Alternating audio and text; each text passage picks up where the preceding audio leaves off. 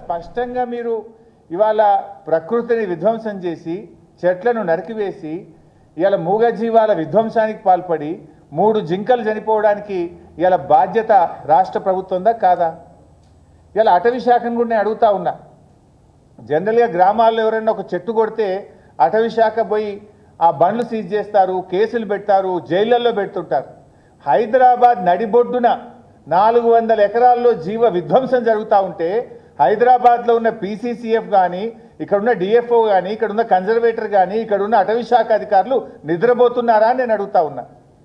పేదవాడు తెలుసో తెలియకనో, చట్టం మీద అవగాహన లేకనో, తన పంట పొలానికి ఇబ్బంది జరిగి ఒక చెట్టు కొడితే కేసులు పెట్టే మీరు వేలాది చెట్లను ఊచకోత కోస్తూ ఉంటే, ఫ్లడ్ లైట్ల వెలుతురులో చెట్లను నరుకుతూ ఉంటే మీరు నిద్రపోతున్నారా?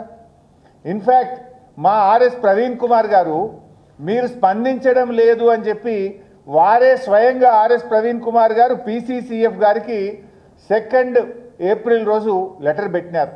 ఇక్కడ జీవ విధ్వంసం జరుగుతూ ఉంది, ఇక్కడ చెట్లన్నీ కూడా అనుమతి లేకుండా కొడతా ఉన్నారు, వైల్డ్ లైఫ్ ఎఫెక్ట్ అవుతూ ఉంది, తక్షణమే చర్య తీసుకోండి అని 2 ఏప్రిల్ నాడు స్వయంగా ఆర్ఎస్ ప్రవీణ్ కుమార్ గారు మన అటవీ శాఖ కార్యాలయానికి వెళ్ళి అరణ్య భవన్లో దరఖాస్తు ఇచ్చారు.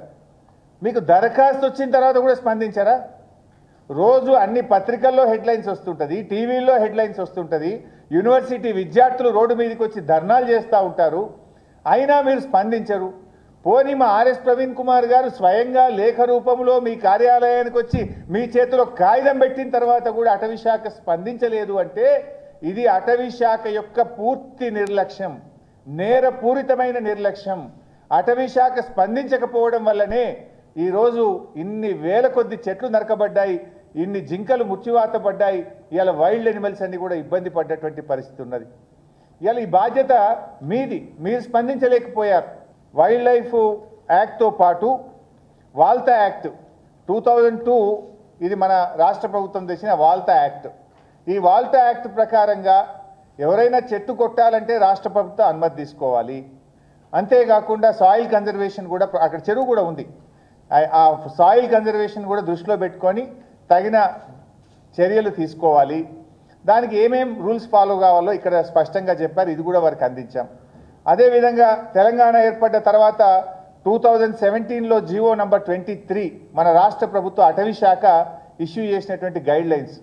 ఈ రాష్ట్రంలో ఎవరైనా ఏదైనా చెట్టు కొట్టాలంటే ఆన్లైన్లో మీరు దరఖాస్తు చేయాలి, 100 రూపాయలు దరఖాస్తు చేయాలి. తర్వాత అటవీ శాఖ అధికారులు ఇన్స్పెక్ట్ చేసి పర్మిషన్ ఇచ్చిన తర్వాత ఒక్కొక్క చెట్టుకు 450 రూపాయలు డిపాజిట్ చేసిన తర్వాత అటవీ శాఖ అనుమతి ఇచ్చిన తర్వాత చెట్టు కొట్టాలి. అది అటవీ భూమి కాదు, పట్టా భూమి అయినా, హౌస్ సైట్ అయినా, వ్యవసాయ భూమి అయినా, ప్రభుత్వ భూమి అయినా, అది ఏ భూమి అయినా సరే అనుమతి తప్పనిసరి అని చెప్పి జీవో నంబర్ 23 5/7/2017లో చాలా స్పష్టంగా ఇందులో పేర్కొనబడింది.